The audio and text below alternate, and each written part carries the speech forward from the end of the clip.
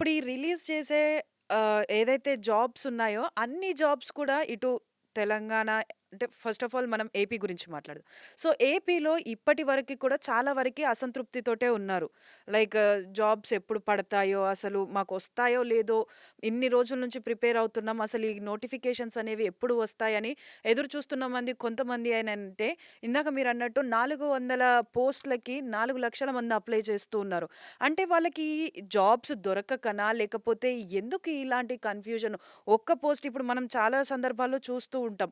ఒక చిన్న 15,000 జాబ్ అయినా పర్లేదు. మ మేమది చేయాలి అని అనుకుంటున్నామని యువత అటు సైడ్ ఎందుకంత వెళ్తుంది? అంటే ఒక జాబ్ మార్కెట్ అనేది మన దగ్గర కరెక్ట్ లేదు అనిపిస్తుందా? ప్రైవేట్ జాబ్ మార్కెట్ కరెక్ట్‌గా లేదంటే, ఎప్పుడు మనం ఒక మాట వింటూ ఉంటాం. స్కిల్స్ దానికి సరిపోయినయి లేవు అన్నది. అంటే అది మళ్ళా వేరే పెద్ద డిస్కషన్. దాన్ని మనం ఒక పాడ్‌కాస్ట్ చేయొచ్చు. ఇండియన్ ఎడ్యుకేషన్ సిస్టమ్ అనే చేయొచ్చు దాని మీద. హ్మ్. సో, అది ఒకటైతే రెండవది గవర్నమెంట్ జాబ్‌కైతే క్రేజ్ ఉంది గదా! సెక్యూరిటీ ఉందని ఉందిగా. హ్మ్. గౌరవం గూడా ఉందని ఉంది గదా! ఎవరైనా జనరల్‌గా భావిస్తారు. పైగా ఈ గవర్నమెంట్ జాబ్‌లను ఎక్కువగా ఫోకస్ చేస్తున్నది గూడా ఎవరంటే మిడిల్ క్లాస్ లేదా lower middle class. Upper class వాళ్ళు పెద్దగా ముందు నుంచి గూడా లేరు. సో, ఎందుకంటే సమాజంలో గౌరవం ఉంటది, సెక్యూరిటీ ఉంటది, కుటుంబానికి గౌరవం పెరుగుతది. ఇన్ని జరుగుతాయి కాబట్టి దాని వైపు ఫోకస్ చేస్తారు. హ్మ్. కాంపిటీషన్ దేంట్లో అయినా ఉంది. నేను లేదని చెప్పడం లేదు. అసలు ప్రైవేట్ సెక్టార్‌లో ఇంకెక్కువ కాంపిటీషన్ ఉంది. ఇన్‌సెక్యూరిటీ గూడా ఉంది. హ్మ్.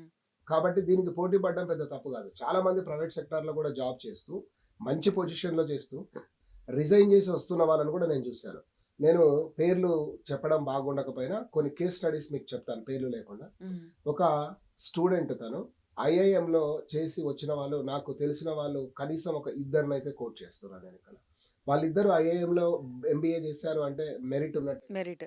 అదే విధంగా ఈరోజు మనం చెప్పుకుంటున్న మల్టీనేషనల్ కంపెనీలో మంచి పొజిషన్‌లోనే ఇద్దరు జాబ్ చేసొచ్చారు. హ్మ్. దేనికోసం వచ్చారు? అంటే తెలంగాణ పబ్లిక్ సర్వీస్ గ్రూప్ 1 కోసం వచ్చారు. పాస్ అయ్యారా? ఫెయిల్ అయ్యారా? దాని గురించి నేను చెప్పట్లేదు.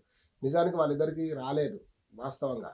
సో, ఐఐఎంలో చదివిన వాళ్ళు మెరిట్ కాదంటే జనరల్‌గా అయితే మనకు తెలిసినంత వరకు క్యాట్ ఎగ్జామ్ టఫెస్ట్ ఎగ్జామ్ దాంట్లో పాస్ అయ్యి వచ్చారు. ఇక్కడ ఫెయిల్ అయ్యారు అనుకున్నాం. హ్మ్. అంతేనా? సో, అలాంటప్పుడు cat exam orientation, group 1 exam orientation 2 ఒకటి కాదు కదా! అవును. 2 వేరు వేరు కదా! హ్మ్. నేను ఇందాకే చెప్పాను. అదే అవును. ట్రావెలింగే గాని రోడ్డు మీద పోతున్నామంటే పార్ట్స్ 2 ఒకటి డిఫరెంట్. డిఫరెంట్.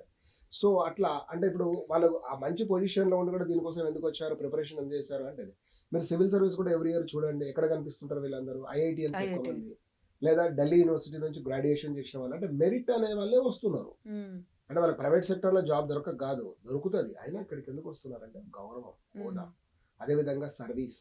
ఓకే. ఒకరొకరికి ఆలోచన ఉంటది కదా! హ్మ్.